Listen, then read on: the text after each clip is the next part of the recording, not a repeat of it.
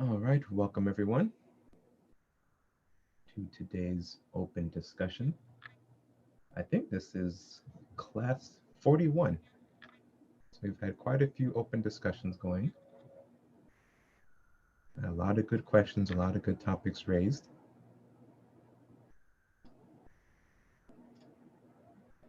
So feel free to ask any questions you may have. You can either use the raise hand feature if you're joining us in Zoom, or you can type in the chat on both Zoom and YouTube.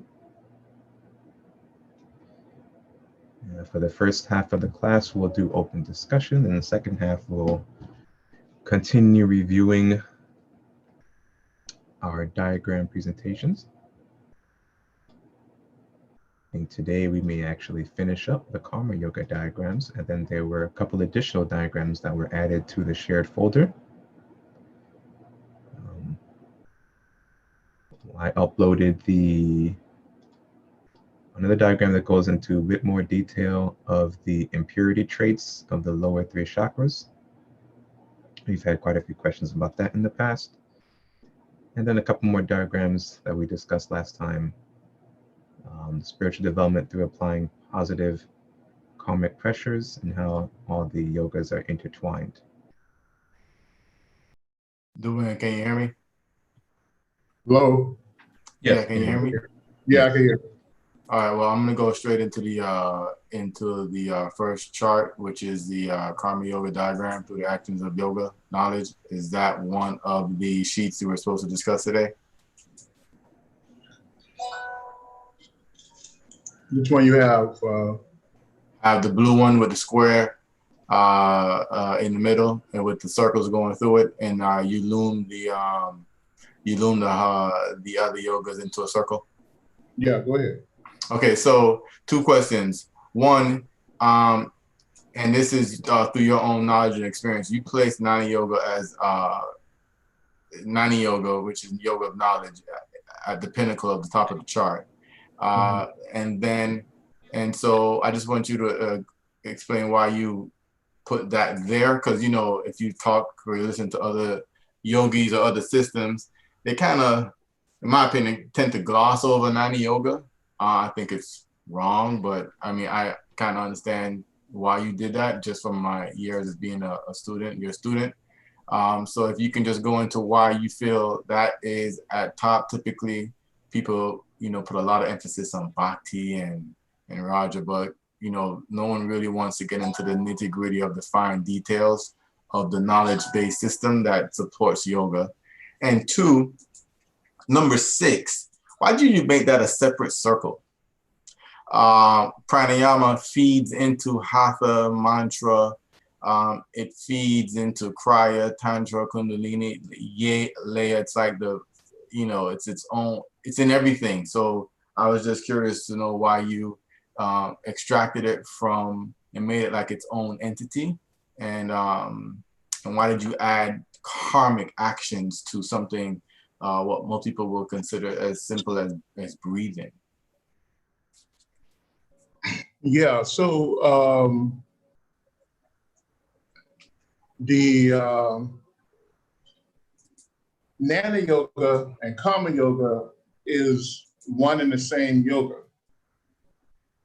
So I know people don't see that as that, but I think they are mistaken. Because Jnana Yoga is a yoga of wisdom, but what Jnana Yoga does, Jnana Yoga gives you the knowledge of correct movement, the wisdom behind any movement. What we notice about the great masters and the great godlike entities is their movements is precise. So when you contemplate or meditate over this, you would come to the understanding that Jnana Yoga is the laws of right movement or precise movement. So therefore, Jnana Yoga and Karma Yoga is one yoga. You cannot have Karma Yoga without having Jnana Yoga. Because Jnana Yoga is all action. So if you go and look up Jnana Yoga in the ancient teachings, the word action will keep coming. So because why? Because it is the laws of action. And every action you make, you either create a movement forward, a movement backwards, or a stagnant movement. So because why? You are pressured to move in a certain direction, because Jnana Yoga is the yoga of intelligent movement. Karma Yoga is the yoga of action. So you cannot move without Jnana. It's one and the same. So if anyone tell you that that's not true, then you have to question them. Because how do you know what the law is if there's not wisdom behind the law? And when we look at a planet, a sun, a moon, all these great celestial beings have precise movement. When we go back and hear the stories of a great one like Lord Babaji, they describe him as sitting in one place until it's time to make a movement. Almost everyone that talked about him or met him or described him as being in complete stillness until it was time to either speak, move, or carry out a particular mission. And all the great yogi adepts or bodhisattvas or avatars, we notice that that's their action. They only move when it's absolutely necessary. And in our teachings, we're taught that we must predetermine all our actions. How do we predetermine all our actions? We predetermine our actions through wisdom, through knowledge and understanding. So that's why if you look at all my diagrams, all my teachings, I talk about Jnana, wisdom, and karma, action, as one and the same almost. Okay. And then the second question is concerning circle number 6. 6. Yeah. I placed that there purposely because 6 is the number of what? It's the number of harmony. In all your yogas, you have to use pranayama. All yogas is pranayama is used to obtain some type of clarity. It's a key to opening up all the realms of existence. It's a key to sustaining life. It's a key to shifting from one realm to the next realm. Is pranayama. So it's fitting to be on the number 6 because it blends into everything. It's part of everything. And to say that it's a karmic action, yes, it's a karmic action. All actions are karmic action. And it's one of the number 1 karmic actions, especially on the gross physical plane, because you cannot exist here without breathing. You cannot exist here without breathing. Okay, I get it. I think I know what you was hinting at with that one. Okay, and so my last question is, if you take a look at the center, right? Sometimes I kind of say it's the same, even though it's not. They're very specific. But you took the time to break out the 3 really advanced yogas, which kind of go directly towards consciously raising Kundalini. You have Leia, you have Kundalini yoga, and you have Tantra.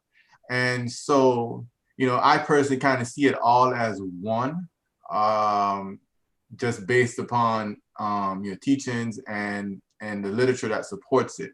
So I'm not struggling with that, why it's why it's all there. But can you explain why you made a point to separate, to say, well, it's not really one, or they have very specific applications when it comes to your conscious manipulation of Kundalini? Well, first you have Nani, which gives you wisdom to step on this pathway. Then you have Karma, which gives you the laws that you must govern yourself with. Then you have Bhakti Yoga, which you must place God in all your actions. And when you devote yourself to God, you devote yourself to yourself and all your neighbors. Then you have Hatha Yoga, which is the yoga to prepare you to go into all the other yogas. And Hatha Yoga is an aspect of Kundalini Yoga. So if everybody know that. Yes. You cannot have Kundalini Yoga without Hatha Yoga. And then you have Raja Yoga, which is the yoga of mental development. So, and then you have Mantra Yoga, which Mantra Yoga is a yoga of sound vibration, but it's also the yoga of controlling consciousness on the physical plane. So because sound is consciousness, so you prep yourself with Mantra Yoga, and then you have pranayama, because in order to properly chant mantra, you must use pranayama. Pranayama is the key to allowing you to chant mantra properly. And then in order to do mantra yoga and pranayama yoga properly, you need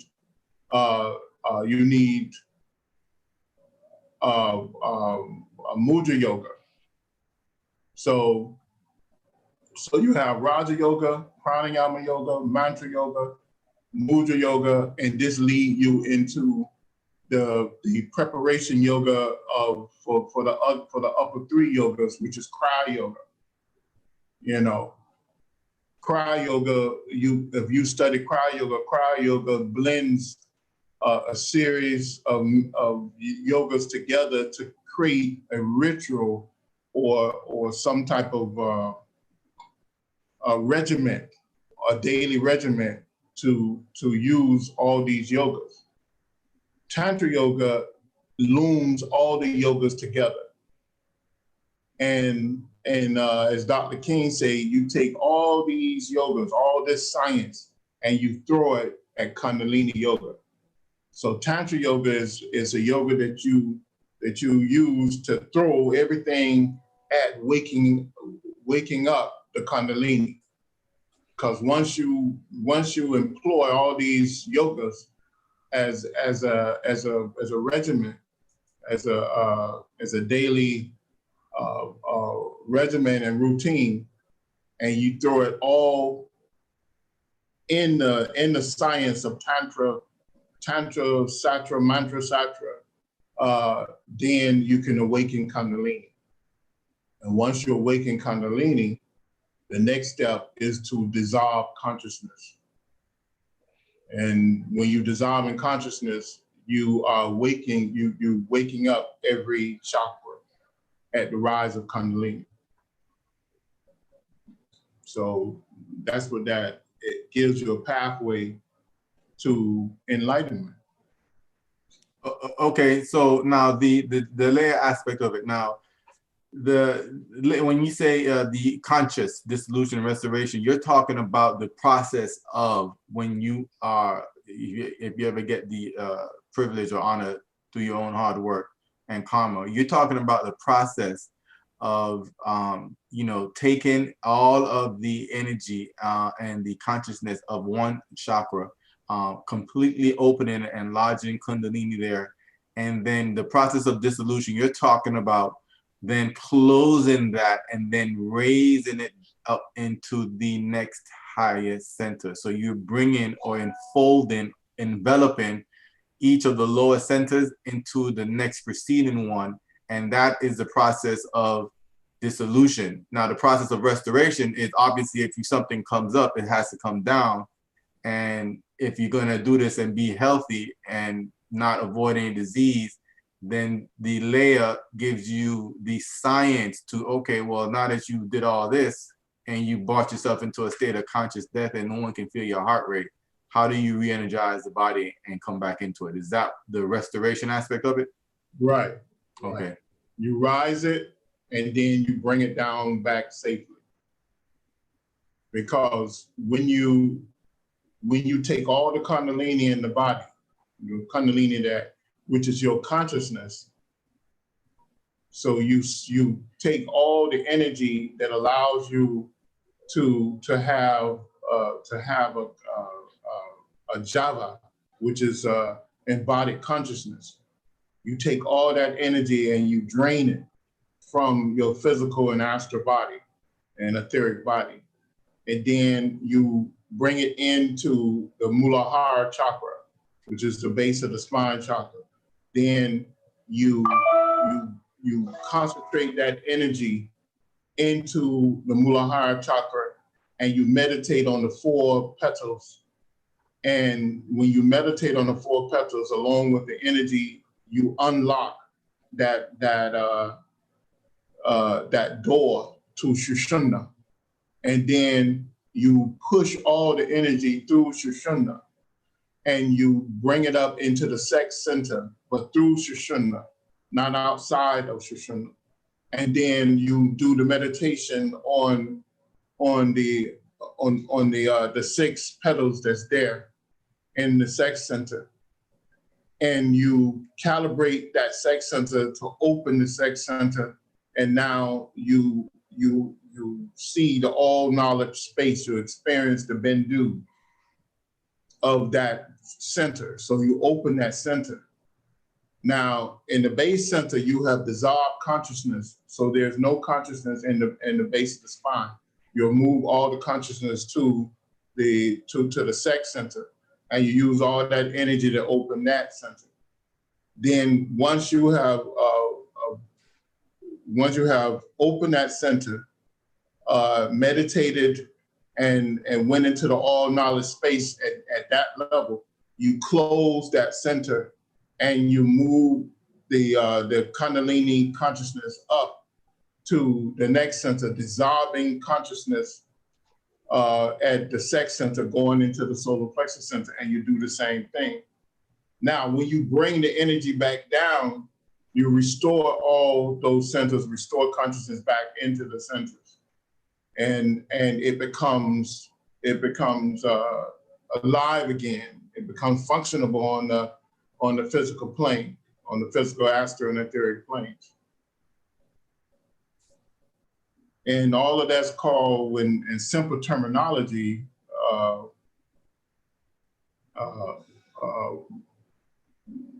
what was her name? Maribel, was it Maribel or Marble Collins? Mabel Collins? Mabel Collins, that was Mabel Collins. She said, she described it as allowing the soul to bathe in the light of the spirit. When you dissolve consciousness and you go into the all knowledge space, the soul is taking a bath in the light of the spirit, because the only thing that's there in the Bendu, in the all knowledge space, is spirit.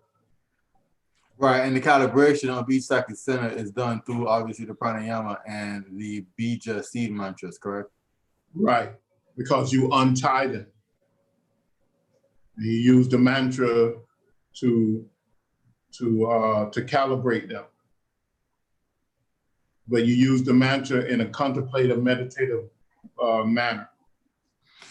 Okay, so if a psychic center can be seen as a, I don't want to use the word not, because I want to separate that concept from the granting knot that I want you to go into. But essentially, the psychic center. I mean, we know that the body is made up of lines of force, and these threads, so to speak, of Shakti force is woven to create all of our bodies, i.e., all of the vehicles of consciousness. So each psychic center is designed to essentially slow down the rate of vibration of the Shakti power from one level to another. So if the psychic centers are opened with a seed mantra, and a psychic center is essentially a knot, then what does that say about the granting knots? They have their own center. It's its own small center that's open the same way.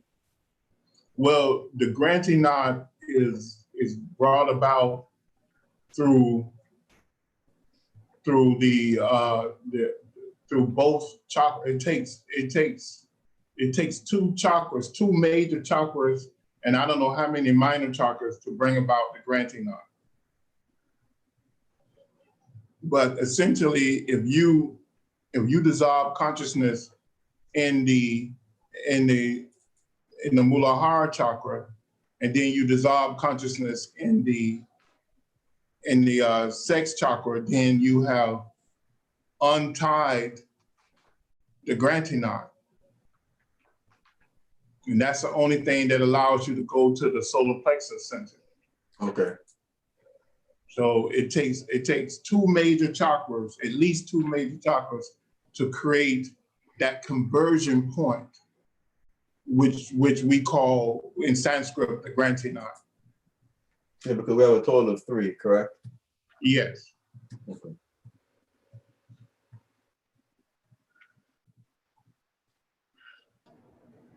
Okay, last question then. So when you're restoring your consciousness, you know, the full constitution of man is everything. It's good, bad, and ugly. So the ugly is what we make of ourselves, and it's ultimately the sum total of our astral body. So in the process of restoring consciousness, I mean, what does that say about the astral body, which is the thing that takes us in the wrong direction all the time anyway, because that's the gross body for, you know, all of our emotions and unwanted actions and the lust, the greed, and the envy, the jealousy, and all that. Do we, I mean, do we restore that, or that really is not restored?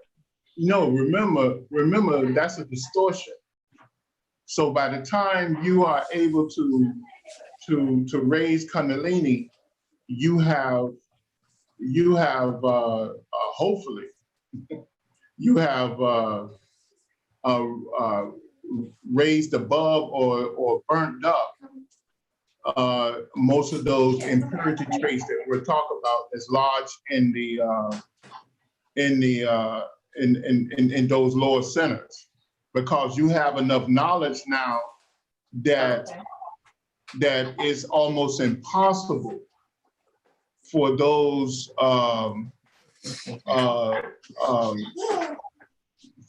centers to actually, I mean, for those samskaras to actually take root. You understand? Yeah, I understand. Yeah, because see, knowledge, understanding, wisdom don't allow certain samskaras to be able to take root, even though those samskaras, even though the residue of those samskaras still may be there. It's like throwing seeds in a rocky bed. You know, it has the rocks are so solidified that the seeds cannot pull on the 14 major minerals that's normally in the ground in order to take root. You know, it may have to, the seeds may stay there for 100 years before they take root. It may take a rain to come by and knock some of the dust off the ground or the rock that allows the seed to take root. But when you raise your consciousness and understanding and knowledge and wisdom, those impurity traits that's connected to the your astral form, it has no power over the used to be basic self, the basic self of you. It has no power over it. It's the same way traits that you may have had in your past life, where you like to play with fire, you like to just run and kill things. You know, those things have no root in your basic consciousness now, because you have a knowledge and understanding of those things, and you know the repercussion of it. You know the chain reaction that's going to happen if you do those things. So therefore, there's no desire connected to that. There's no samskaras to lift that up and create the proper situation. So it's the same thing when you have raised Kundalini. And if you don't, then if you didn't do that, that's where the danger come in with raising Kundalini. Because you excite those things, and you lose control, and you can have a sudden death, a spontaneous fire. I mean, all combustion of the body. You know, anything can happen if you don't have control of those things.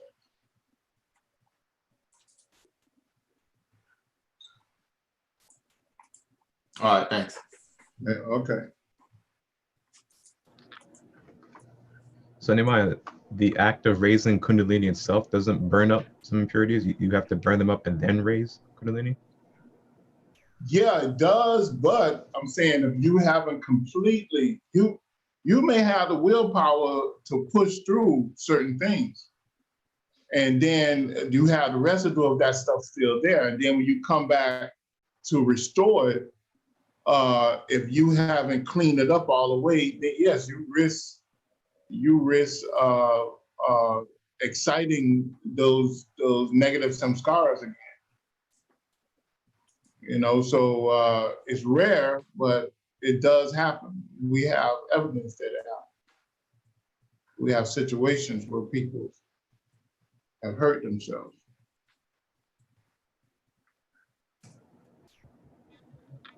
Okay, everyone, just to remind you that even though we're in the diagrams right now, it's still an open discussion, so you can feel free to ask any questions you may have, as well as ask questions you may have pertaining to the subject matter we're currently going over. Bernard opened up with some advanced questions. Yeah. I don't know. We probably lost a lot of people on this, so. You mentioned earlier when Bernard asked you about number 6, the numerological significance of the number 6.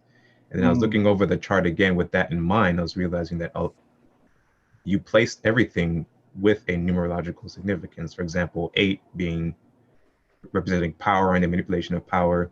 You put that under Mudra Yoga, which is the manipulation of energy and power. So could you briefly go over the numerological significance of each, I guess, circle you have here? It's obvious. I think most people here probably understand numerology. Am I right or wrong? If not right, you all let me know. I think they do, but I just wanted to kind of they can go just over put and show a hand how. up saying that they do know. Okay. So, because most of this is, I think it's elementary. You have Jnana Yoga, which is wisdom. Wisdom means leadership. Karma Yoga, which is cooperation. Number 2 is cooperation. Number 3 is expression. Number 4 is diplomacy and balance. Number 5 is change. All right. Number 6 is harmony. Number 7 is the inner power, inner sight. Number 8 is power. Number 9 is completion. And number 2 is one is the number of leadership and self-discipline, and 0 is the number of discipline overall. And number 11 is illumination, awakening. And then number 12 is cooperation with the law or God. You have 12 because it's the number of higher self-expression.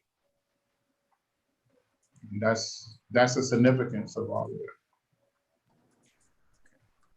Thank you. So are there any questions? Any further questions?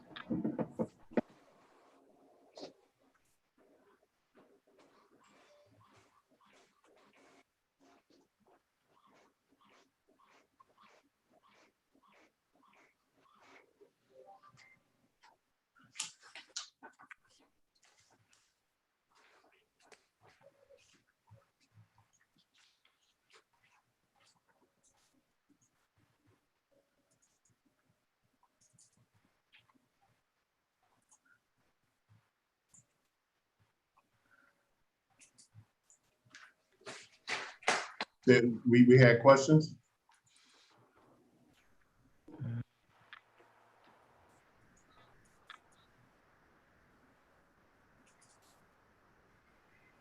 This is a question. How long does it take to master all of these? Can it be done in a single lifetime? It depends on the person. I mean, it depends on their karmic pattern. Where are they? I think you can take a stab at it. And it's not necessarily mastering each one. It's taking the science and knowledge of each one and using it in order to get to an adept stage or a master stage. Go into that again. What? Can you go into that? Because when I have to be honest, when you look at it, it seems kind of daunting because you know you have individual systems. You know what I mean? Yeah, but the key is number 10, number 9 and 10 is what you bring all the systems into those into Kriya Yoga and Tantra Yoga, because when you examine Kriya Yoga, you're using all the yogas. When you examine Tantra Yoga, you're using all the yogas again. But at this point, you have a knowledge and technique to bring quick results with Tantra Yoga. So all the yogas blend in together, and you cannot practice one yoga without using several other yogas. It's just like they call Raja Yoga the royal yoga or the king yoga. Because why? Because of the 8 limbs of yoga. That's part of the Raja Yoga system, where they use where Raja Yoga use Nani, Kama, Bhati, Hati, Pranayama, Mantra, and Mudra. In order to use Raja Yoga, you have to use all those different yogas. And then at the end they use Tantra Kundalini and Layer with the eighth limb.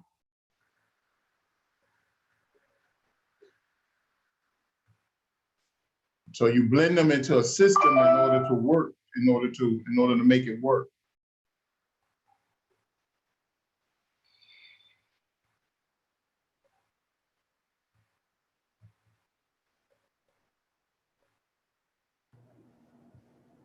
I have a question. Is the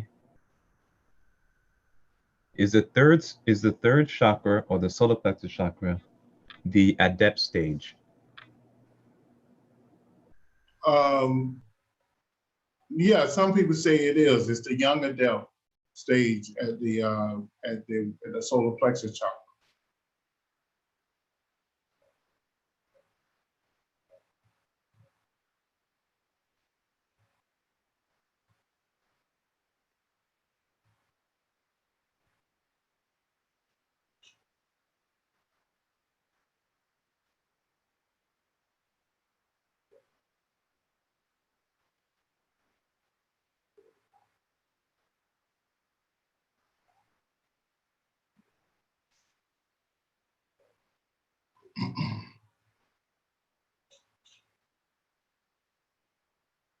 Any other questions?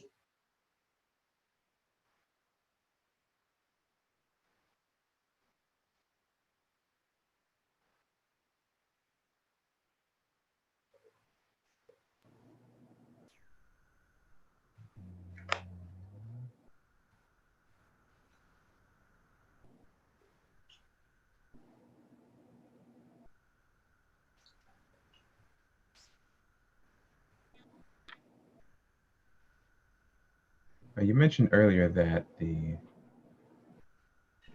masters and some of the adepts they'll remain in stillness until it's karmically time for them to act, to take action. Mm-hmm. So is stillness in a sense a higher karmic action than movement, or like even like mudra yoga or with body movements? Is that a higher? With us,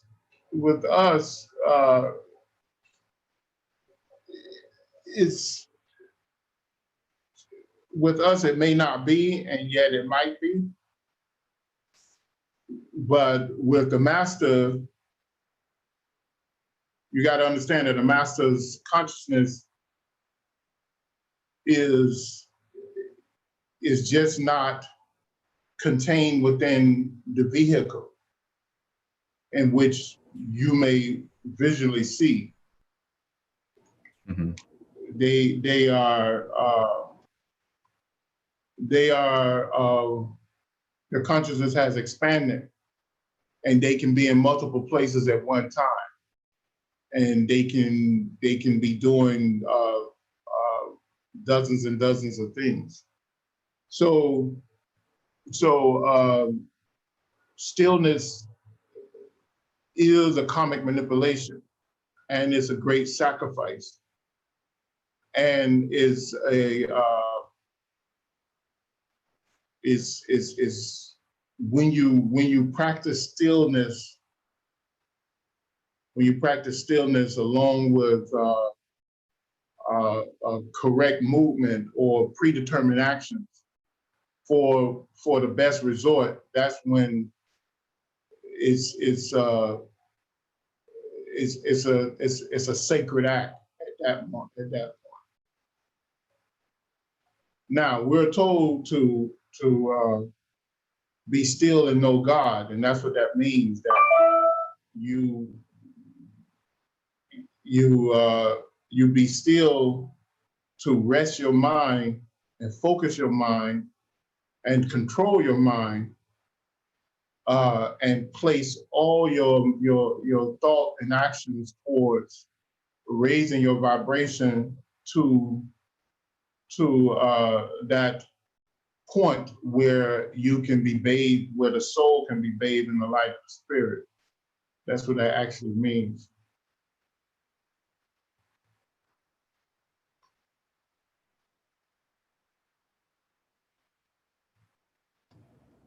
So that being bathed in the light of the spirit, I recall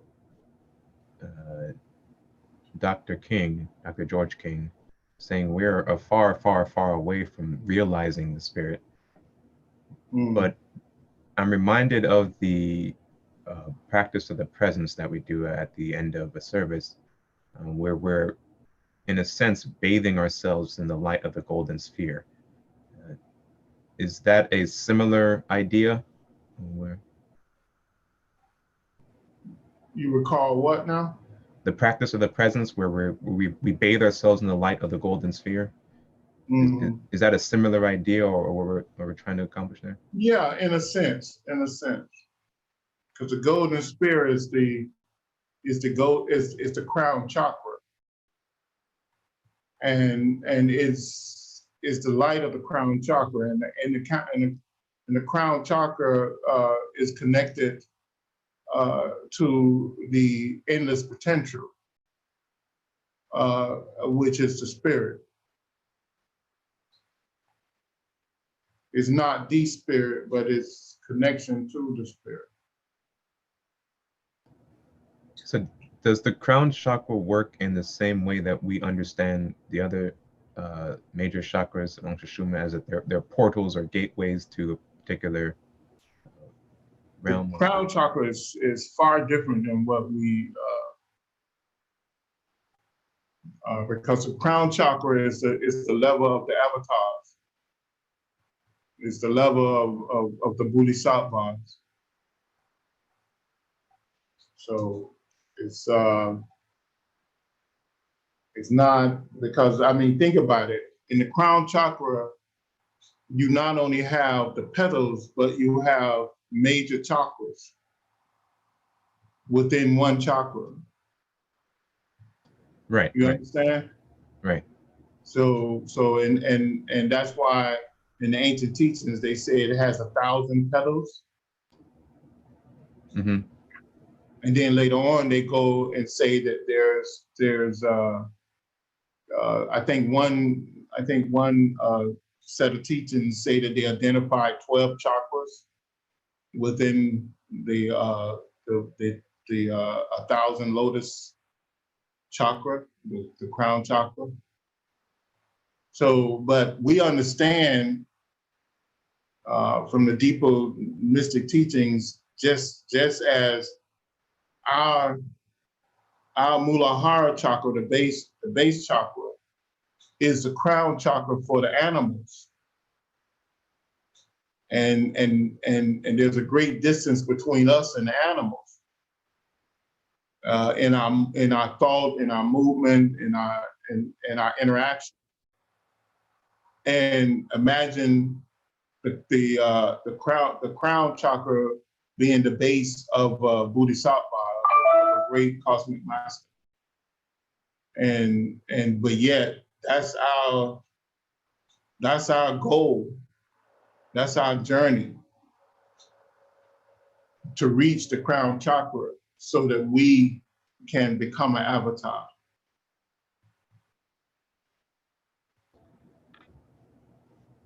So the ancient teachings, when they talk about the fall of man, does that mean that we were at one time, the seat of our consciousness was at a higher psychic center, and that we fell to a lower center? Yeah, that's what the what you talking about? Who you talking about? Mankind on Earth? Yeah. Yes. Yeah, that's what they're alluding to. Yeah. Yeah, but they're really talking about the 4 atoms, though, right?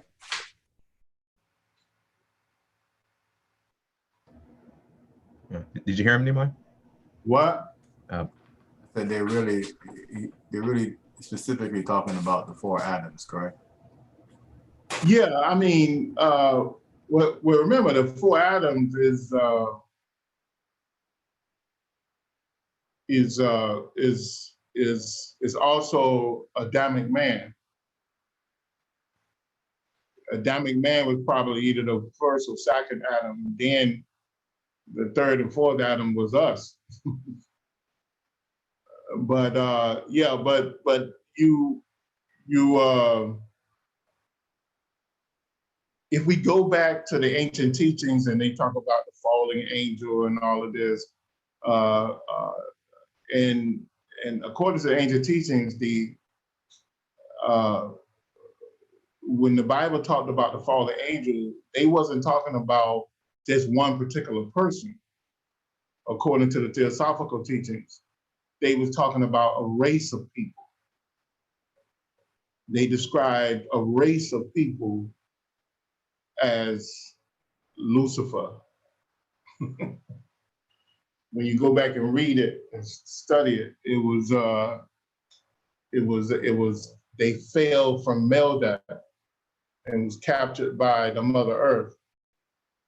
So it was a race of people, and then you had the Adamic man that was already here, who, according to several secret Upanishads, that they were the Adamic man consciousness was at his base consciousness was at the heart chakra.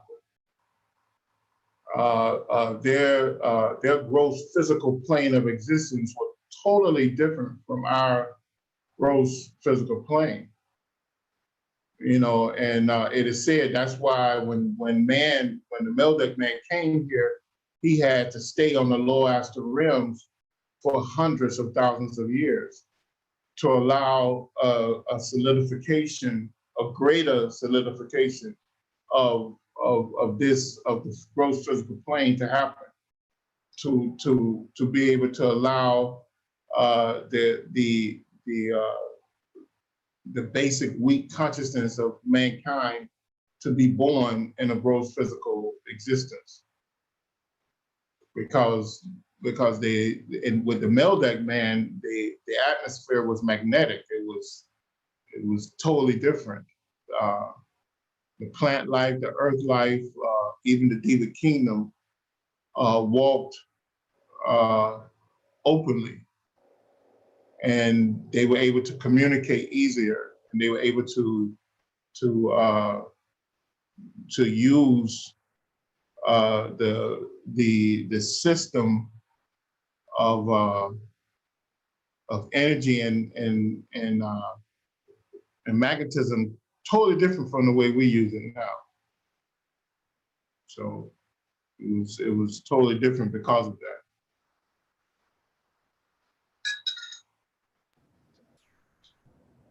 Just to confirm that's Maldek, not Lemuria or Atlantis. That's Maldek.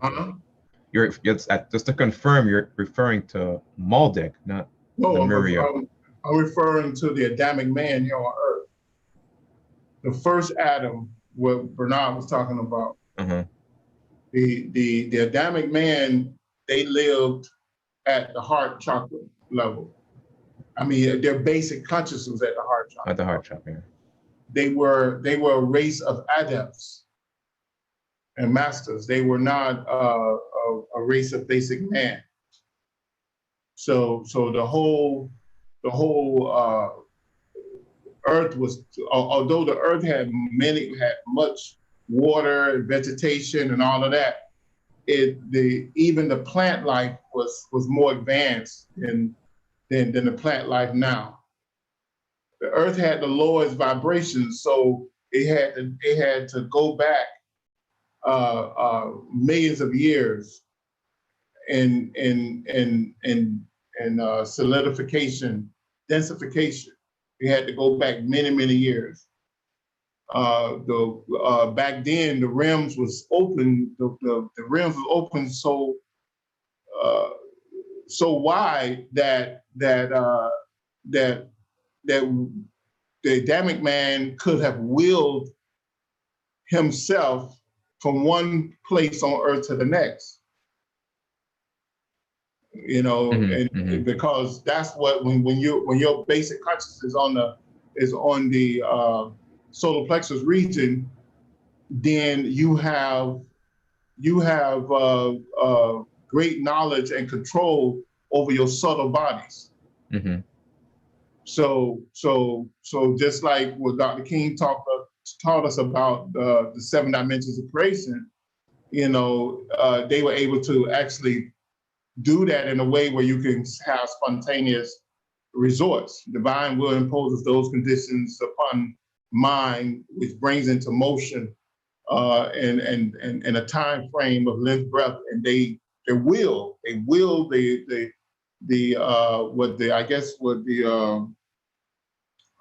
on that crazy show is the Star Trek, right? They Teleport created themselves.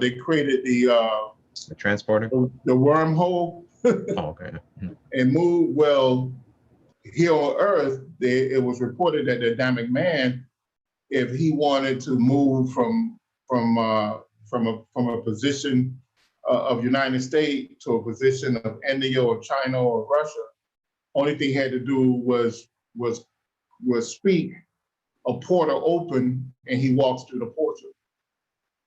Because they existed on that, you had a race of beings on the solar, on the heart chakra and up. So it was totally different. The matter and all that was totally different. Okay, so there's some questions here. It says, Alice Bailey mentions the term monad. Could you share further light on what a monad is, please? I don't want to. Alice Bailey go into a lot of different things. So my understanding is one that moved around. You had a group of people, a race of people that moved from one area to the next. But she gave different references to that, and not only her. It was actually Madame Blavatsky, and she was trying to translate some of the stuff Madame Blavatsky was saying in the Isis Unveiled and the Secret Doctrine. You know, because you had all these different root races that they talked about, and over a 3 billion year timetable. You know, so I think some of them even got it wrong, and they said it was a 4 billion year timetable, when it really was most likely was a 3 billion year timetable. And they talked about the first root race, the second root race, and the third, all the way up to the fifth. And I think the first root race was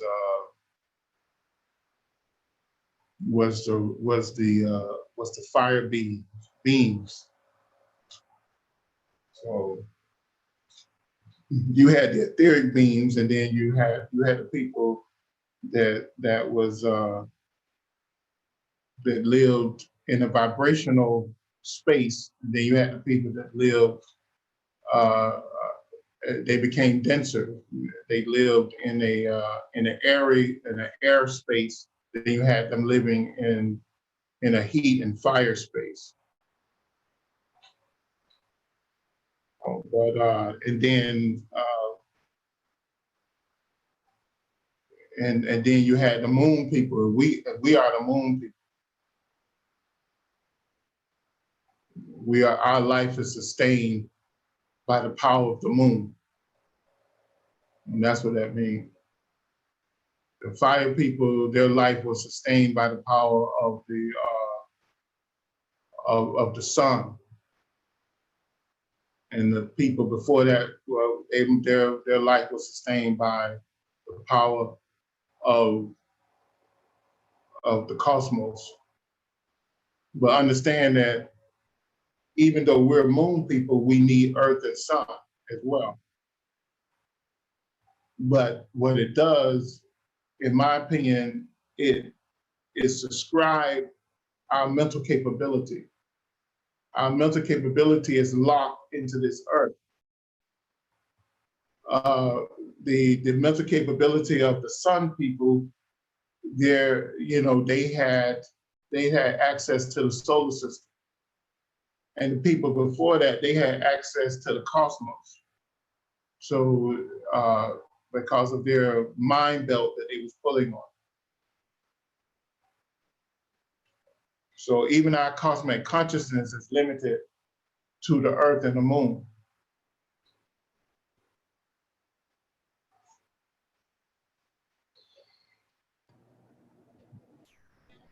How many times can you pray the New Lord's Prayer per day? You can do the New Lord's Prayer as many times as you want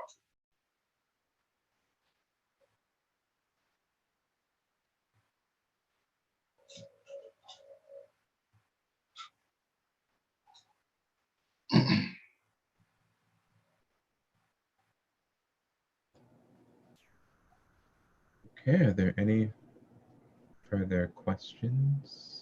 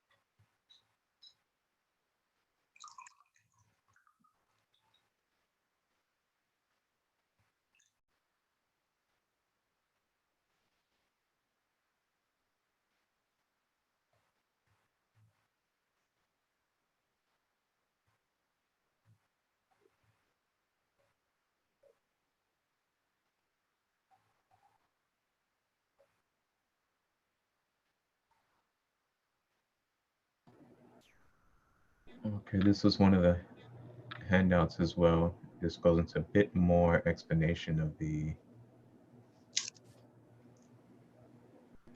karma yoga diagram.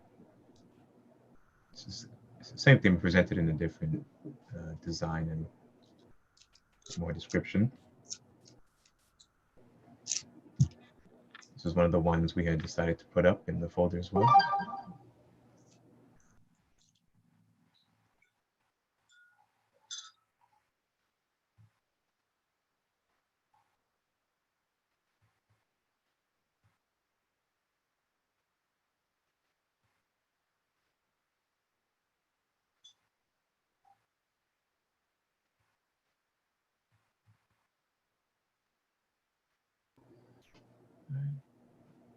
As you guys come up with more questions, I'll just go ahead and read through this diagram. The spiritual development through applying positive karmic pressures of the 11 yoga techniques. Start with the Shiva plus Vak plus Shakti equals karmic action. That leads number 1, Karma Yoga, wisdom for all actions. And then Karma Yoga, the law that governs all actions. Bhakti Yoga, placing devotion to God into all of your actions. Number 4, Hatha Yoga, balancing all physical actions for better health. And 5, Raja Yoga, just harnessing the mental power to mold and shape prana and matter. 6, Mantra Yoga, using japa to tap into the higher self and calibrates the chakras. Mudra Yoga, the seat of power to harness, seal, redirect, and redistribute prana. That's number 7. And number 8 is Kriya Yoga, incorporating the divine actions of the yogas in your daily life. And number 9, Tantra Yoga, looming the yogas together to awaken the power of Kundalini. 10, Kundalini Yoga, techniques for awakening the consciousness. 11, Laya Yoga, moving Kundalini up the spine, up Sushumna, to bring about a dissolution of consciousness. And all of that is under the umbrella of karmic actions balanced with Nani, wisdom, equals unselfish love and service to all forms of life.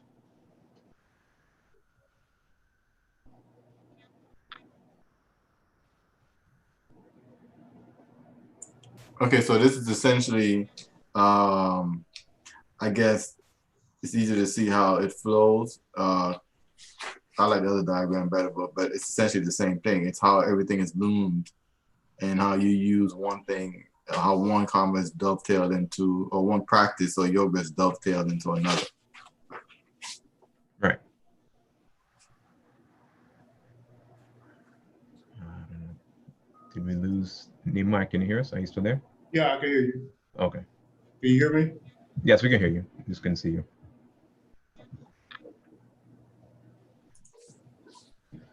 So a question here, is it possible to know how many incarnations one has had even before living on Earth?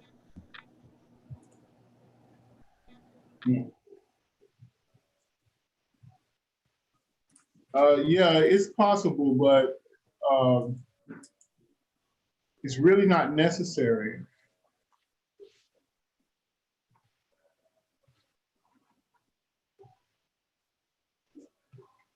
But that's like a personal thing, and when it's time, you will know.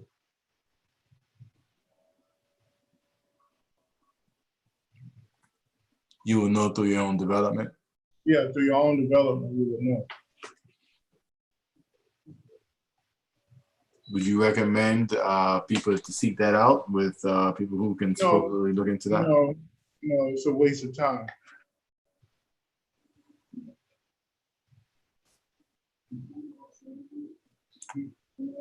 No.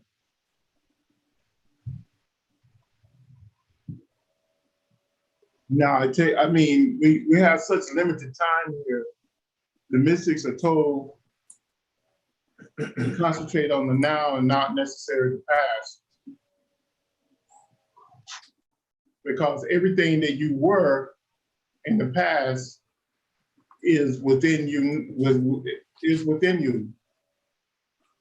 is why you are who you are. And the law is that if someone knew your past, they wouldn't tell you anyway, unless they were given common permission to do so. Because to awaken someone, to tell someone who they were in their past lives, bring threefold, fivefold negative karma to that person if they didn't have permission to do that. So a lot of these people that's going around saying, let me tell your past life, run from them.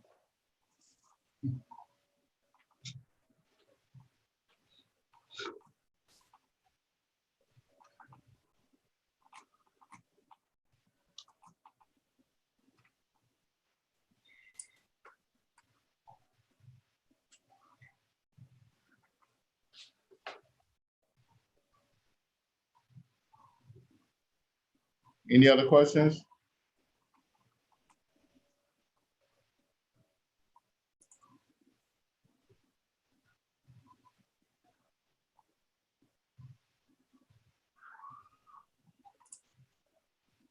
And that's it for the diagrams that were supposed to be covered today, right? The lumen effects of the yoga, right? It was a combination of the blue and gray one and the colored wheels, correct? Along with the explanation behind it. Yeah, because that explains each of the small circles. Yeah, and also explains the first triangle and the square that we covered in the beginning of the discussion. Yeah, I think this one was also one that we were gonna look at today. But he started off by explaining each box, actually. Yes. So this one just goes into much more detail than the other two. I think this is the one we've been using the most recently. I think this is the most recent one, right, Nehemiah? The looming effect attention. Yeah. I mean, you guys use it a lot. It's old. This is old. Oh.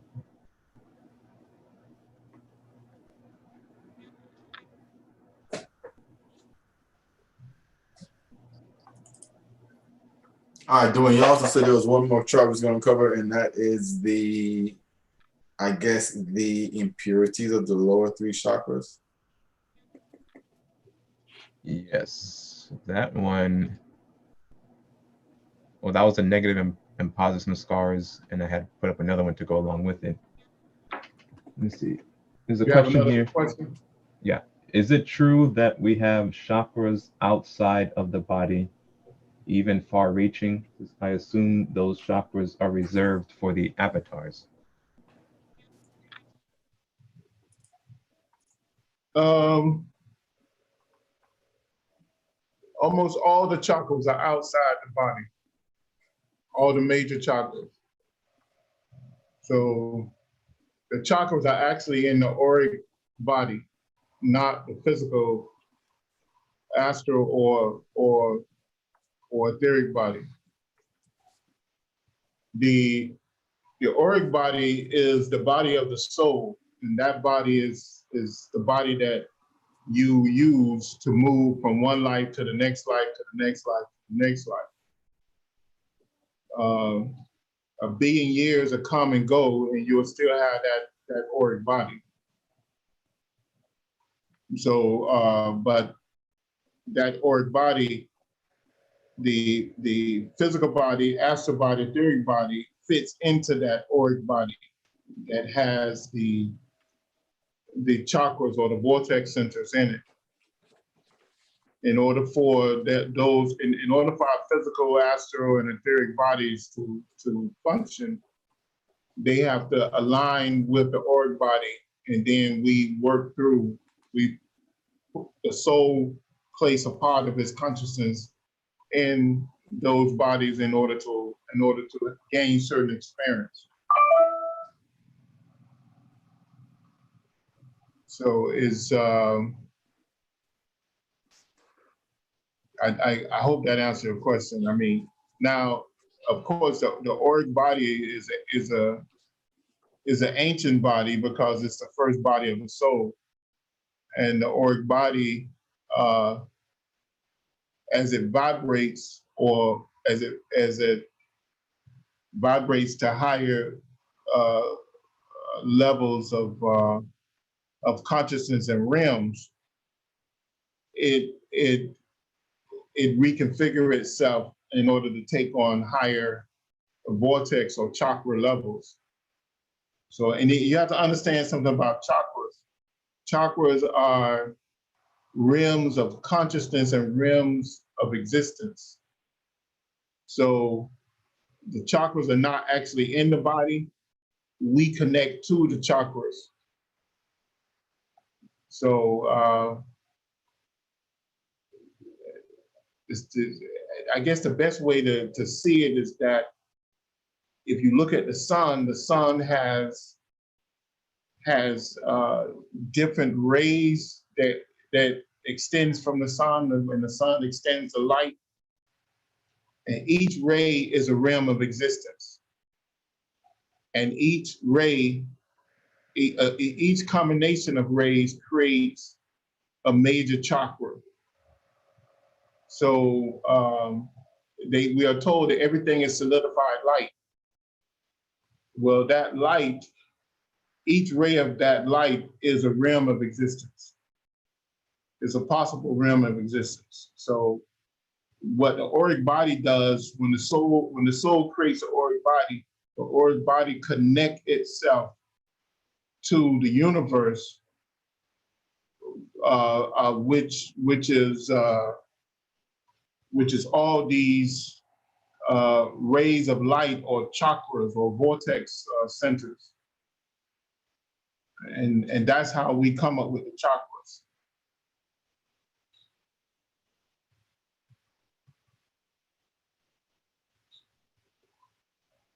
I hope you understand. I hope I didn't confuse you, but it's not necessarily in the body. It's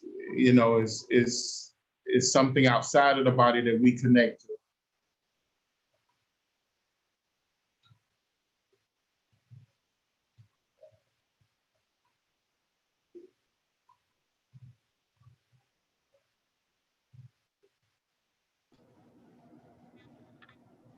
Okay, are there any additional questions? I guess I can just read through this diagram here. And then I'll put up the other one after it. Negative and positive scars of the auric body.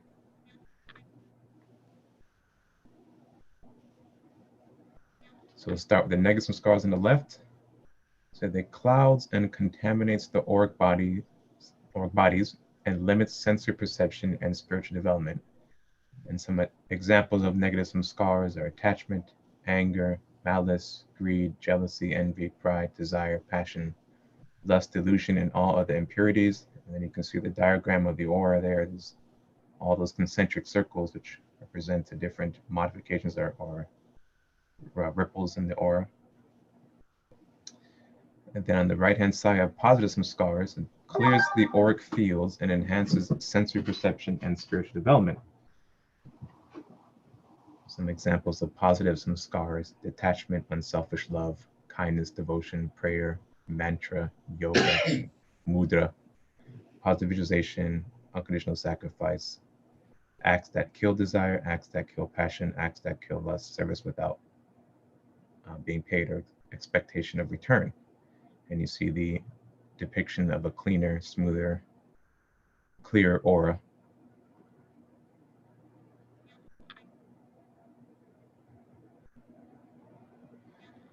And the gray box says karma and reincarnation. The auric body is the vehicle of the soul, and is the vehicle the soul uses to move from one life cycle to the next, while gaining experience on the various planes of existence. The physical plane is used for the soul to gain the gross physical experience on the physical realms of existence. The astral planes are used by the soul to gain mental experience on the subtle physical realms of existence. The accumulation of thought and actions of the physical determines the astral existence that you will live through on the subtle physical worlds after death. The accumulated thoughts and actions of the physical and astral planes determines the next physical life you will live through.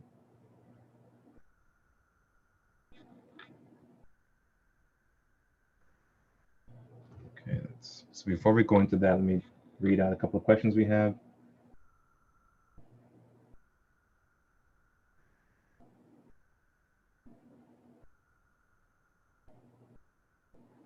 Seems like today's current events will most likely lead to the reveal of alien life not from this earth.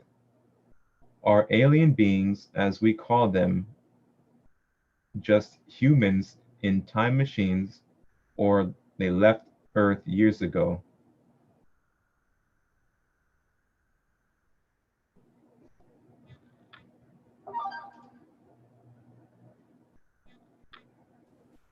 You want to answer that? Doing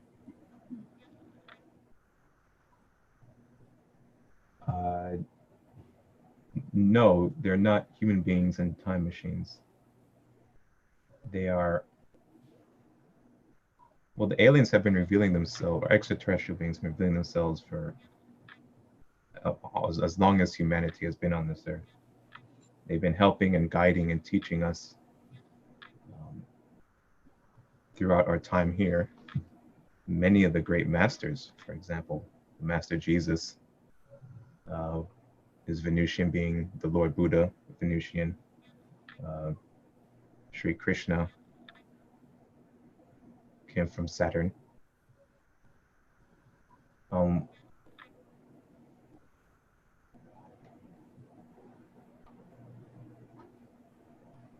Number 6 is a great teacher. I'm thankful for the negative.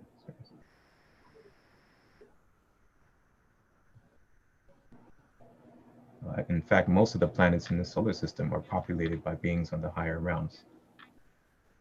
It's just when we look out into the planets, we're looking at their gross physical realm, which is unpopulated or practically deserted for the most part.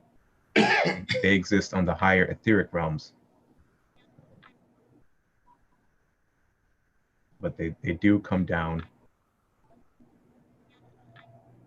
to Earth as great teachers, as bodhisattvas, as avatars, to help us. Okay. Another question, number 6 is a great teacher. I'm thankful for the negative experiences that helped me see and learn. What I would like to know, does 6 bring about accidents and illnesses as well?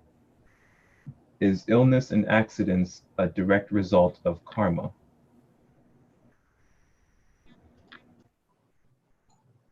Um,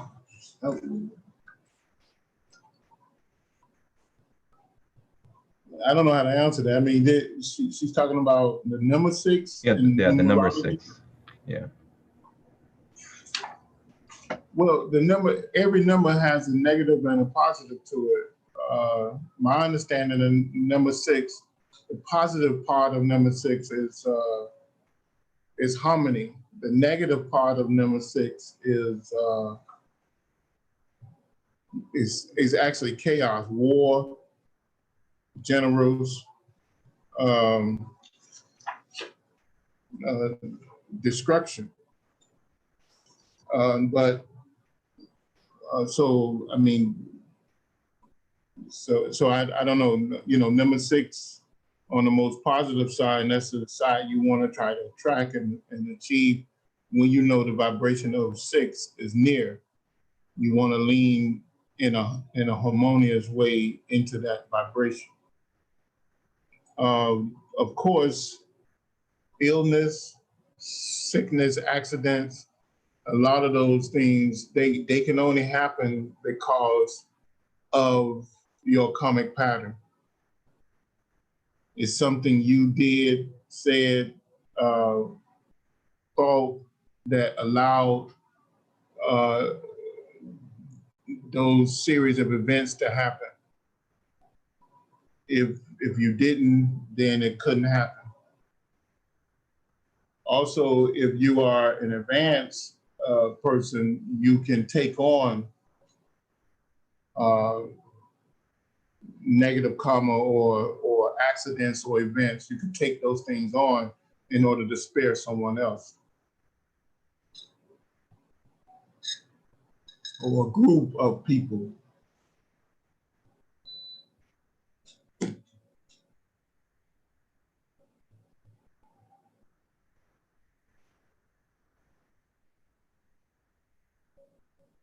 Okay. Okay. Any other questions?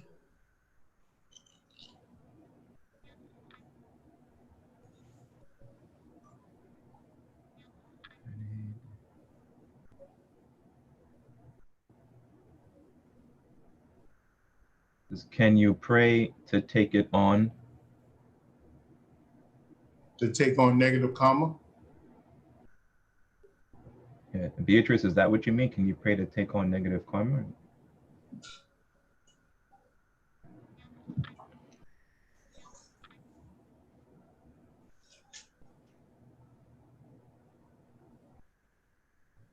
Yes. Yeah. Can you pray to take on negative karma? I mean, why would you want to do that? That's the question I had to ask.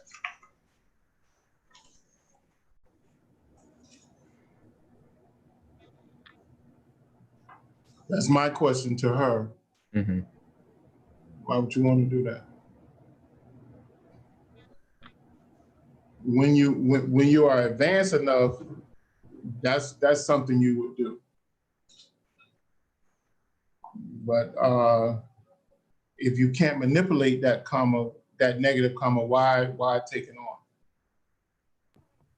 She said to burn up karma. She says, can you pray to burn up karma? Yeah, you could pray. Prayer and mantra burns up karma anyway. The right prayer, the right intonement of a mantra, and sacrifice of chanting that mantra, saying that mantra burns up negative karma, negative samskaras.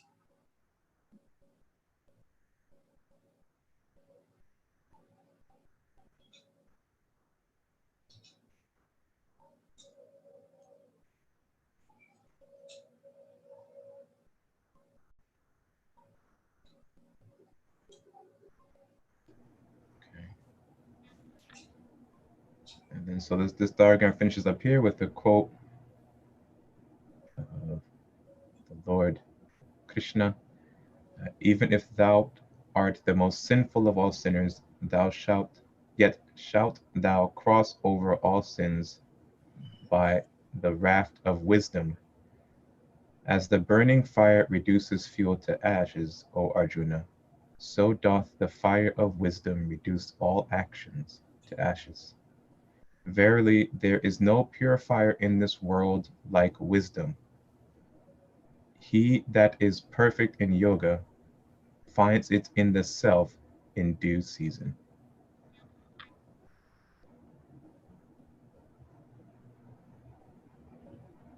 Okay, Veronica, I see your hand is raised. Go ahead and ask your question. Yes, thank you. It was just stemming from the last question, like taking on, I guess, like the negative samskaras or even karma. Is it possible that someone, like when you asked, well, why would somebody want to do that? Is it possible that someone could instinctively do that? Let's say like in someone's younger years, or the group of people that you hang around, maybe somebody did something that they shouldn't have, and you took the blame for it, but then it impacted you in your lifetime. How would that translate? So let's just say there was a crime and someone took the fall. Maybe they didn't do it, but they said that they did it. So it's taking on someone else's karma, and maybe without like deep wisdom or knowledge, that person, their actions, them saying it, maybe admitting that they did something. How does that translate to, was it out of love? Well, see, that's the difference. That's what I was talking about. They took on that, I was saying you need the proper way to do it is by the law, is by wisdom, having wisdom and knowledge enough to be able to do that and balance it properly. You could take on the karma of other people in an ignorant way, or in a way that's not so knowledgeable. And then at that point, it depends on your intent. Why did you do it? So if your intention was pure and selfless, then yeah, you're taking on that karma in a very basic way, and you're experiencing positive karma for doing that because your intentions were pure. But if your intentions were selfish, then you could have a negative effect of taking on that karma. Okay. Is that hard to understand? No, it makes sense to me. When you live, when you live and you possibly do things, maybe not even just as like the example, but I can see how being naive or just not even being aware, but just instinctively like going with your heart, or like you said, if it was more so out of a selfless, but the consequence, maybe, people make mistakes all the time. Consequences, they don't see it until they understand later on in life about your choices. Yeah, see, the wisdom gives you insight. And with that insight, you can see now, you can see the past, and you can see the future. That's what wisdom does for you. So your position now, let's say if someone was young and they selfishly took on the karma of someone else because they claim they love that person, or they did not, they had a fixation on the friendship, on the things they did, so they participated with something that will have adverse effects on them. Now, that's not pure, it's not selfless, it's selfish, because within a 5-year period, your whole life can change. You can be a mother or a father with kids, with responsibility and whatever, And now because of your past actions, you can't move forward to actually hold down a decent job to take care of all your responsibility. You know, you can't go out in the public and hold your head up, you know, because of your actions, of your selfish actions by involving yourself with some type of activity that did you and the person and your family no good. So, I mean, that's what I mean by that. You know, so if you had the wisdom, you had the knowledge, you'll know how to maneuver through that. You know, parents have that instinct to take on a negative comment for their kids. They know exactly when to allow their kids to feel the brunt of their own actions and when not to.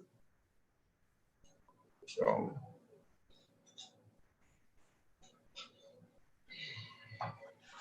Thank you. I hope that answered your question. It did.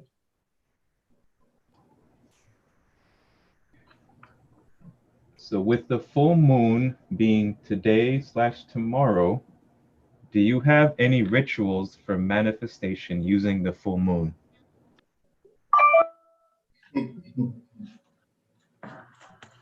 Not really. I mean, no, I don't. But there's plenty of rituals and things out there that you could do with the full moon, but be careful with it. So intent is always the number one thing about using that type of ritual or magic, some people would call it. You have to have the right intention to do those things.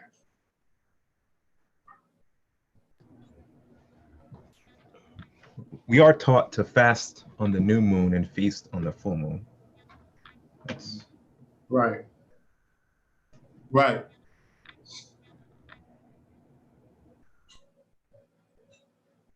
But that's a common thing, right? Yes. Okay. So are there any questions on the diagram before I switch it out? I think it's pretty self-explanatory. The karma and reincarnation box there. We have several classes that go into that on several videos on YouTube that go into more detail about it. You can check those out.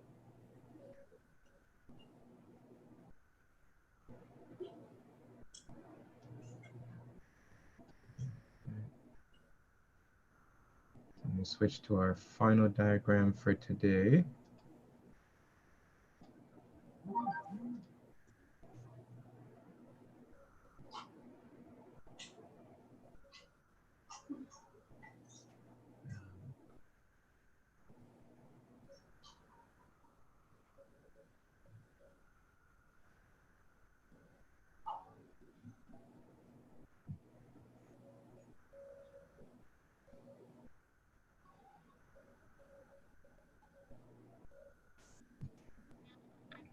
And so this diagram just goes with more explanation of the impurity traits, the lower three chakras. I won't read everything. It's quite a bit here. You can look it over on your own. But just some of the impurity traits as tied to the three lower chakras, for example, the base chakra in that deep red color, desire, anger, greed, delusion. In the sex chakra, you have pride, attachment, hatred, passion, malice, and jealousy. Then the solar plexus chakra, selfishness, fear, envy, lust, laziness, possession, deceit, revenge, guilt, and cravings. And then you can see in the depiction of the aura all those lines concentric circles showing the modifications or the clouding of the aura. So again, you can read this. There's quite a lot of information here, so you can go over it. And if you have any questions, we can go into that in the next class.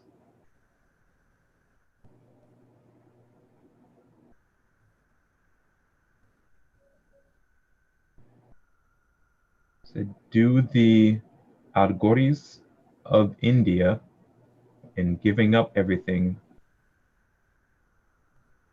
are raising their Kundalini?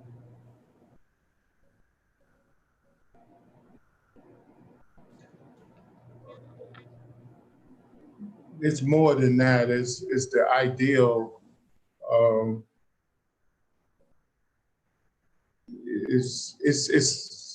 I mean, I gave you the key just now.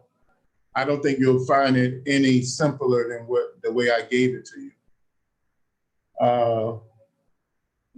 Part of giving up everything, that's a ritual they use in order to kill out these impurity traits. If you have no attachment, you have no pride. You know, attachment, when you get rid of the sense of selfishness and attachment, then it kills out a lot of other traits. You know, so attachment brings on desire, brings on greed, brings on pride. It brings on a lot of stuff. So when a lot of these monasteries or groups or in the past, what they would do, they would have you to give up all your earthly possessions and become a beggar, because it humbles you. It places you in a situation where you give no rise to the basic impurity traits within your mental makeup and your emotional makeup.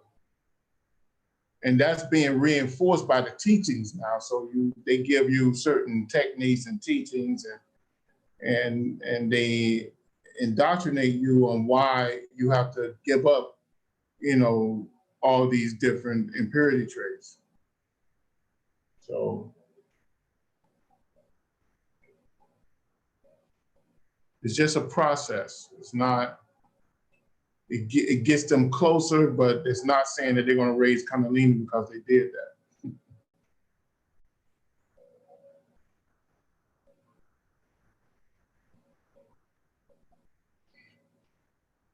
I hope that answered your question.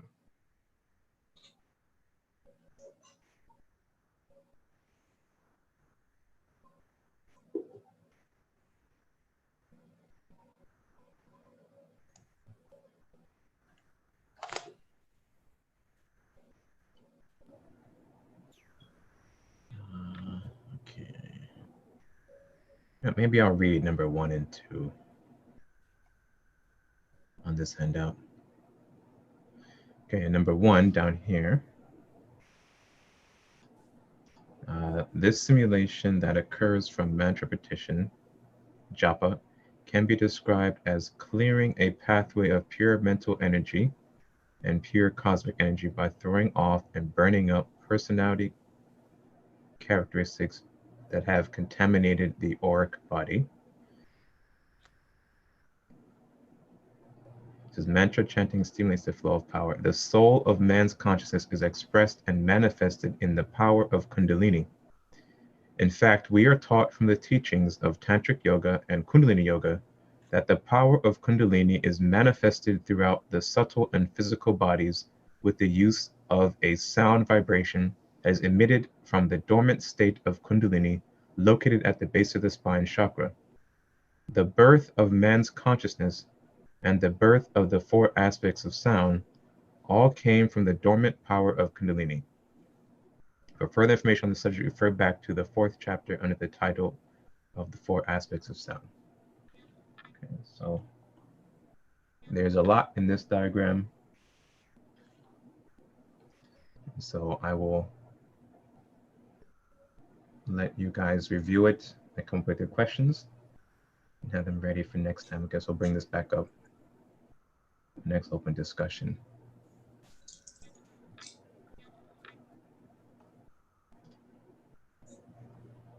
And then after this diagram, the next one we'll be moving into is the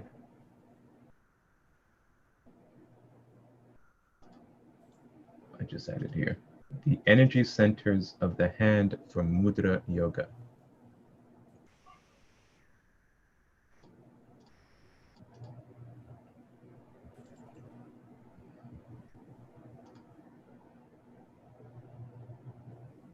I hope you guys can see that.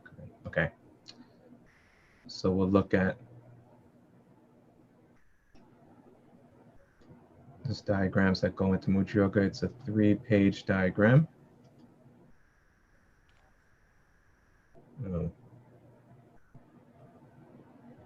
On second thought, I don't know if I want to go into it or not.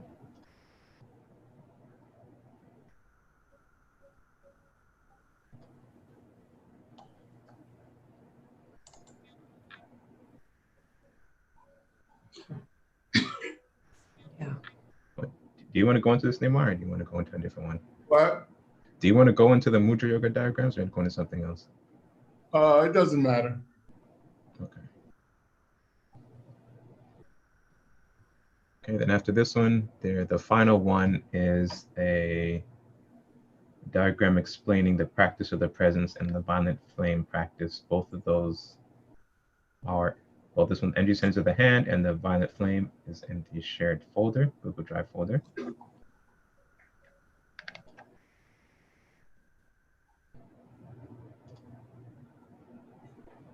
Are there any further questions before we close out today's class?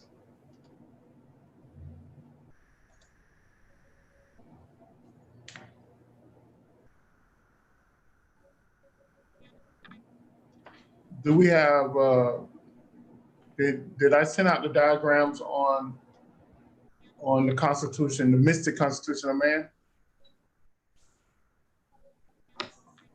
Yes. I sent that out. Which ones I sent out?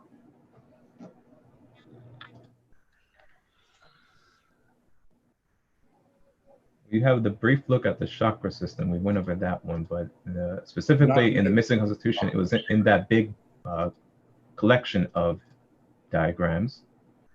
But we didn't send it out to separately. No. Well, in the past, yes, but not as uploaded into that folder. I don't have a specific Mystic Constitution diagram there. Yeah, a lot of the stuff they won't understand if they don't have that mystic Constitution of Man. Okay. And which diagram of the chakras we did? We did. Put it up right now.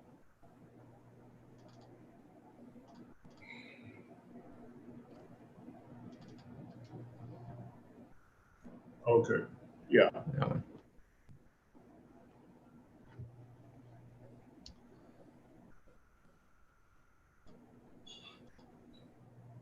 Wasn't there another one?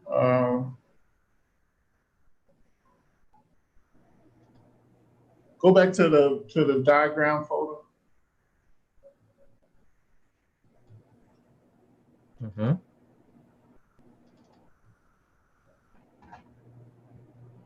Let's see.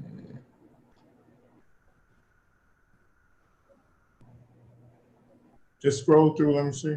See if I recognize it.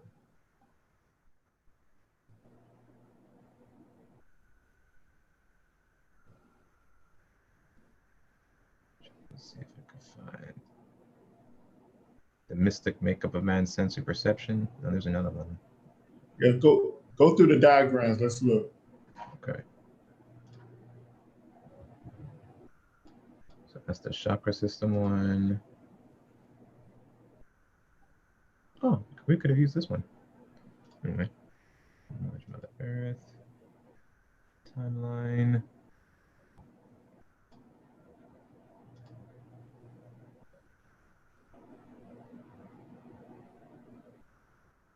Ooh. You stuck? No, I'm just getting caught up in reading the diagrams. I remember seeing, okay, this is the body's consciousness. 3 main bindus. And now so the Siddhasana Mudra, hand mudras. Let's see, mystic knowledge of Mudra Yoga. And this is a examination of each of the psychic chakras. Okay, there's this one, it's the Christ Center. Chakras, front and side diagrams.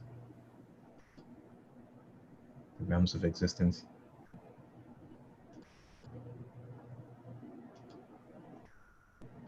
Concentration, contemplation. Okay, absolute within that one. The embodied consciousness. The 5 major pranas. All right, we covered all of those. Second freedom of love. The half-life point of July the 8th. Energy centers of the hand. Mudra Yoga. Names of the lunar phases. Overview of the chakras. The chakra system, direction of Kundalini consciousness. 7 upper and lower chakras. Shakti to subtle background manifestation.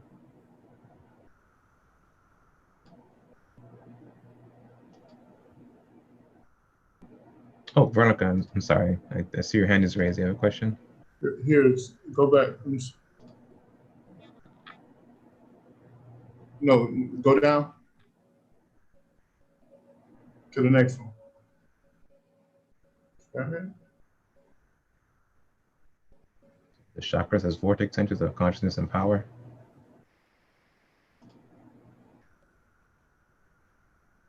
Yeah, that's a good one. Go down to the next one.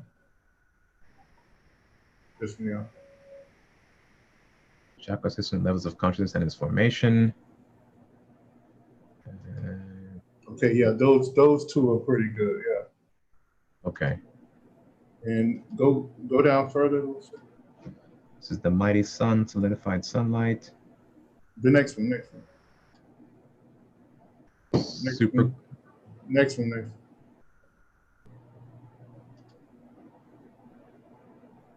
Great. Go to the next.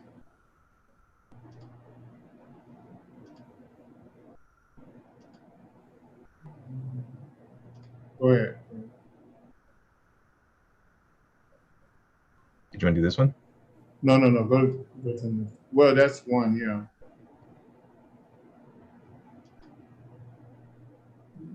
That's a good one on the mystic knowledge. This one? Yeah. Okay. Shiva and manifest potential, understanding and withdraw the senses from the consciousness. 10 sense organs and 10 senses. That's a good one to go with the Mudra Yoga too. The 10 sense organs one? Yeah, those two right there. Yeah. This one. Okay. Might be 3 of them. Mystic makeup of the sensory perception. Yeah. Okay. Spirit and divine spark of God. The souls.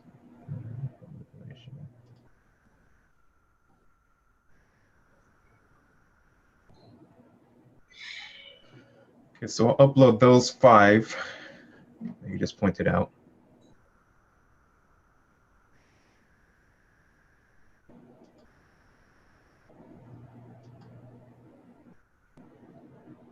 Prayer energies, imagination, violet flame, and this we have there too. The power of love energy, mental state of man's mind, and so on. Okay. Go back to that one, I'm saying. No, okay. Go to the next one. This will be another good one. Yeah. Okay. All right. All right. So I'll post those up. So Veronica, do you still have a question? Yes, it was based off of, and it may be too late now, but when we were reviewing the diagram about the different yogas, and I had a question when it came to, it was between the 10th and the 11th yoga. And when I wrote in my notes, I don't have that diagram, but I had wrote down, it was like the awareness, awaken, and then dissolution. And what I didn't quite understand, like how I was trying to interpret, are we supposed to somewhat find yourself to lose yourself? And then when you were going through the diagrams, I think it's I need to have more understanding of consciousness, like, because I looked at it, you become aware, like on 10 of a yoga, but then 11, you're choosing to do some type of a disassociation, or you're no longer bound by that. And she's breaking up a little bit. Can you hear her all right? Yeah, Veronica, it's hard to hear you. Oh, I apologize. Is this any better? Yeah, that's better. That's better. Okay. It's just, I think, between the yogas on the diagram that we were looking at initially, it was 10 and 11. And 10, I took on my notes, was like awareness awaken. And then 11 was dissolution. And I was trying to wrap my mind around that. And I kind of got to, I guess, like a place like, is it like finding yourself? It wasn't this. It was no. It's you really have to go into and study it. Okay. What actually happens is do you have the lecture tape, Concentration, Contemplation, Meditation by Dr. George King? No. You don't. Get that tape. Okay. And listen to it over and over and over. Also, he has a tape. He has another lecture tape called the How to Develop Clairvoyant Powers. That's a good tape. And then he has another lecture tape, the chakra centers. Now, when you listen to those, go back. I have a video that goes deep into concentration, contemplation, and the Tantra yoga. So and you'll begin to understand what happens. This is what, let me tell you the mechanics of it right quick, because we don't have much time. Really, we out of time, but let me tell you the mechanics. When you concentrate, concentration is taking your mind and placing all your thoughts and mind down one channel of thought. So let's say if you're going to pick a bottle of water, and you say, I'm going to concentrate on that bottle of water. So that becomes your whole world. Concentrate on the bottle of water. And every subject connected to that, you bring to your mind, and you examine it and you dismiss it after you've gained all the knowledge. What happens when you find that you concentrate on one thing over and over and over and over again, you move to the next level of contemplation, where you begin to concentrate on the bottle of water, and now somehow you pick up everything related to that bottle of water to get to you. So now when you put the bottle of water before you, you all of a sudden begin to have visions of the manufacturer that put that actually created the bottle of water, or created the bottle, and then the people that touched it, the machines that it went through, the cycles, the science behind it. Contemplation, that's going into contemplation. Contemplation brings about psychic or clairvoyant powers. all your 5 and 10 senses begin to relate to that thing that you're concentrating on, and then it takes you to it brings the astral senses into play, and then your astral senses and physical senses merges, and then you have psychic senses. And then as you go deep and deep into contemplation, your psychic senses merge with the etheric senses, and you begin to have advanced psychic senses, which is advanced contemplation, borderline meditation. So if you continue on, then one day you'll go into a meditative state where you become one with the bottle of water that you're concentrating on and contemplating on, and now you will meditate on it. And then everything there is to know, even down to the molecular structure of that, and every drop of water, where it's been all over the world, how many bodies this water have went through, how many times it vaporized and came back. You'll know all that stuff in meditation. So now, but how do you get to meditation? Meditation is where, after you have concentrated and gain the power of concentration, then you gain the power of contemplation, you have the ability in contemplation to move the energies within the body, within the auric body, and the physical body, and the astral body, and the etheric body. And once you have mastered that, then you have the ability to move all the energies consciously out of the from around the body, and lodge those energies into the base of the spine chakra. And when you do that, that energy becomes like a key, and that energy opens the door to the inner core of the spine called the Shushumna. Once you bring all that energy through contemplation and slight meditation, once you bring it all the way down to the base of the spine, it becomes a key to unlock what's called the 3.5 knot. The 3.5 knot is that thing that's holding the door closed to Shushumna.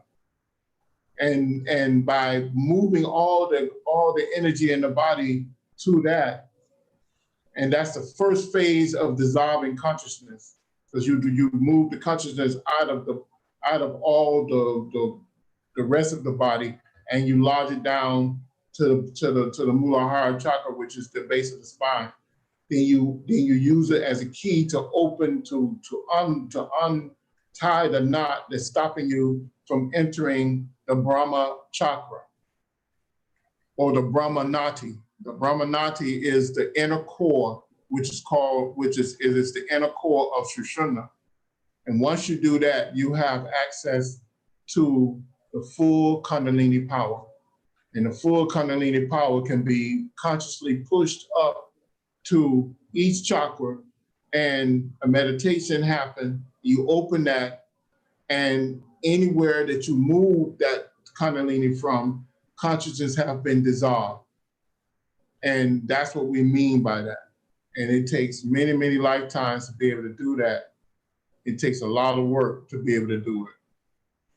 And that's how you experience true meditation, true samadhi, true cosmic consciousness.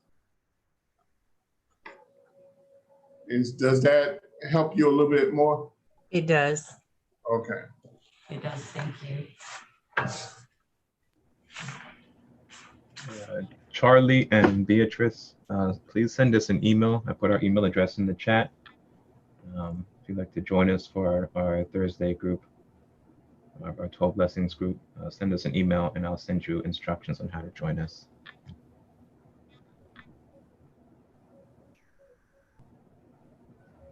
Are there any final questions before we close out?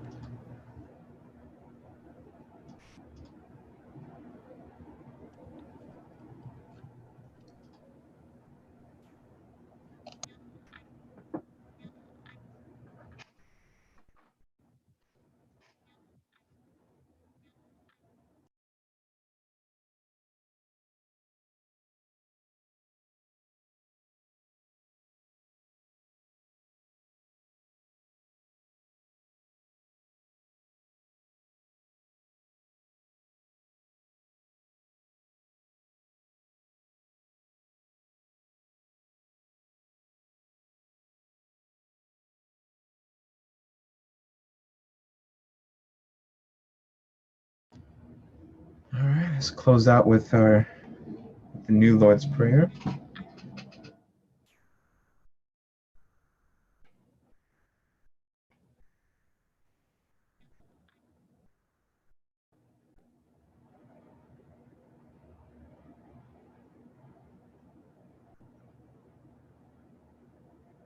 O divine and wondrous Spirit, O everlasting Lord of hosts, send forth now through me thy great and lasting power. Allow me, Almighty God, the lasting privilege of radiating to all the world thy great love, so that those who suffer may be given the power and energy to rise above their weaknesses. Almighty God, in great humility do I ask you to send forth your power, to give to me this great lasting privilege of being a channel, so that my suffering brothers may be helped and guided and healed and lifted into thy light, so that they who know not may look up and in doing so receive through their higher selves your divine counsel. Almighty God, this day have you granted me a divine privilege. I ask you now to give to me the strength so that never again will I turn from my inner vision of you. Oh, great peace, great peace, great peace. In praise of your greatness, O God, doth my soul sing. Grant it energy to sing on forever and forever.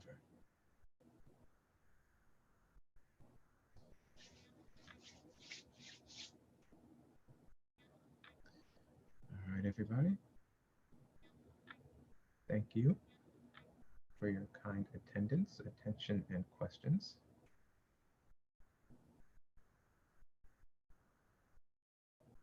Thank you. Thank you.